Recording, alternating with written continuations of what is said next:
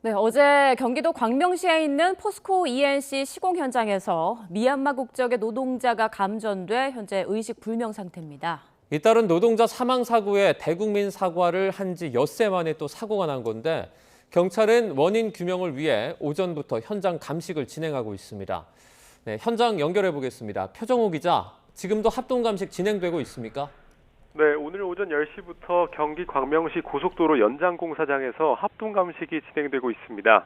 감식엔 경기 광명경찰서와 경기 남부경찰청 과학수사대, 고용노동부 등이 참여했는데요.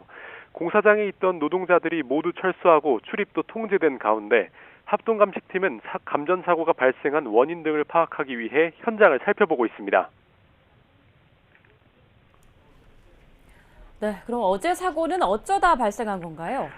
네, 앞서 어제 낮 1시 반쯤 경기 광명시 고속도로 공사 현장에서 미얀마 국적의 30대 남성 노동자가 감전 사고를 당했습니다. 심정지 상태로 구조돼 병원으로 옮겨졌는데 호흡과 맥박은 돌아왔지만 의식은 되찾지 못한 상태입니다.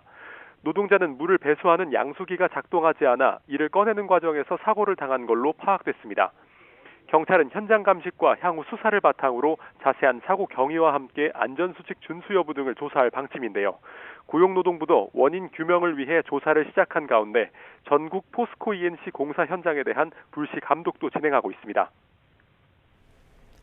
네, 그런데 이 포스코 ENC 시공 현장에서는 과거에도 산업재해 사고가 있지 않았습니까? 네, 사고가 난 현장은 국토교통부가 발주하고 포스코 ENC가 시공을 맡은 곳입니다. 그런데 올해 들어 포스코 ENC 시공 현장에서 4번이나 사망사고가 발생했습니다.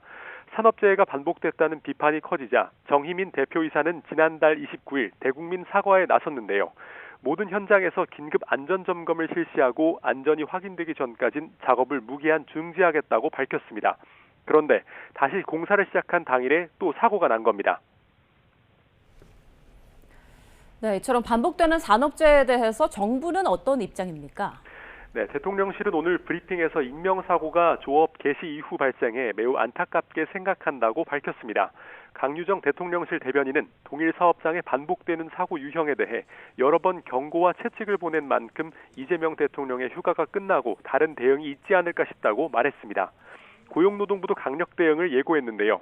김영훈 고용노동부 장관이 포스코 ENC 시공 현장에서 또다시 인명사고가 발생한 데 대해 강한 유감의 뜻을 밝힌 가운데 노동부는 포스코 ENC가 지난번 사고로 전국 건설 현장 작업 중단 후 재개하는 과정에서 안전조치를 제대로 검증했는지 살펴보겠다고 밝혔습니다.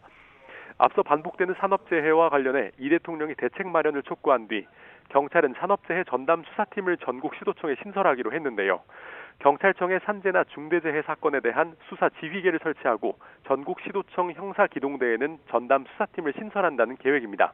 고용노동부와도 긴밀한 수사 협력 체계를 구축하는 방안도 논의하고 있는데요. 이번 사고 원인에 대해 철저히 조사하면서 사고 반복도 막는 계기가 될 수 있을지 주목됩니다. 지금까지 사회부에서 전해드렸습니다.